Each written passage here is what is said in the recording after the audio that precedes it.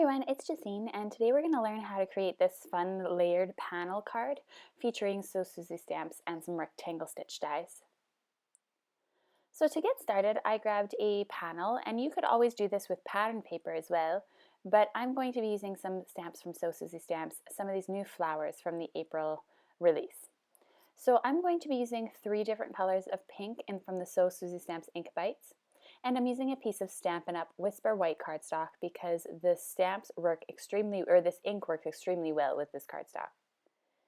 So I'm just going to randomly stamp these all over the patterned paper, and it might look like a mess of flowers by the time it's finished, or like flowers vomited on a cardstock piece, but in the end it actually looks really nice when it's all cut up. So don't worry if it doesn't suit your taste at the beginning.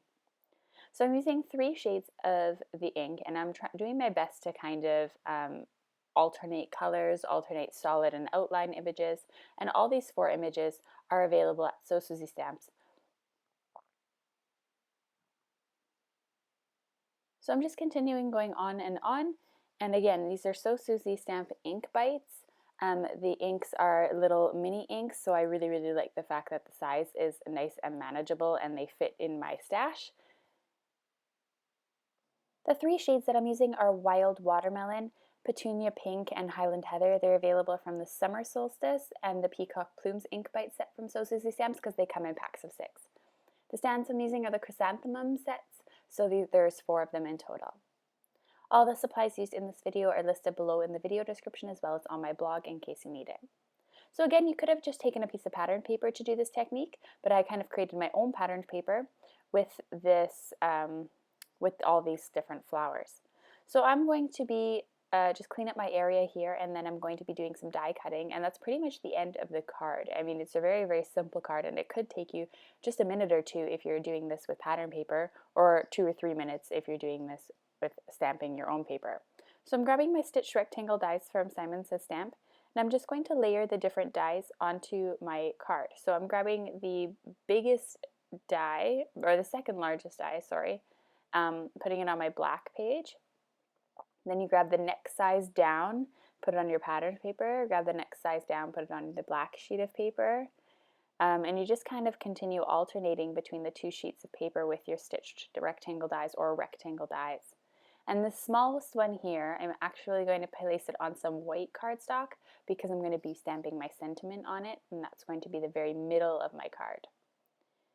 When I was first doing this, I was a little unsure if I was going to use this biggest die, and I definitely ended up using it. So I used pretty much every die in the set, I think, except for 1. I'm just going to run these all through my die cutting machine, the black piece, the patterned paper, and the white cardstock, and it's going to cut me a whole bunch of rectangles. I also find that there's not a lot of waste in this technique either if you do it this way. If you were to cut out each individual piece, it wouldn't work. You have to kind of layer the dies within each other.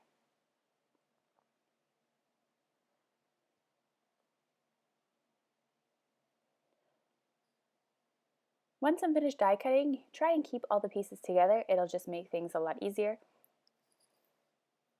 So I'm just going to grab a card base. This is a horizontal card base, measures 8.5 by 5.5. It's scored at the middle at 4¼ inches, so I can fold my card. I'm just going to remove all my masking tape here that I was using to hold my dies in place. I'm just going to start gluing, starting with the biggest piece and ending with the smallest piece.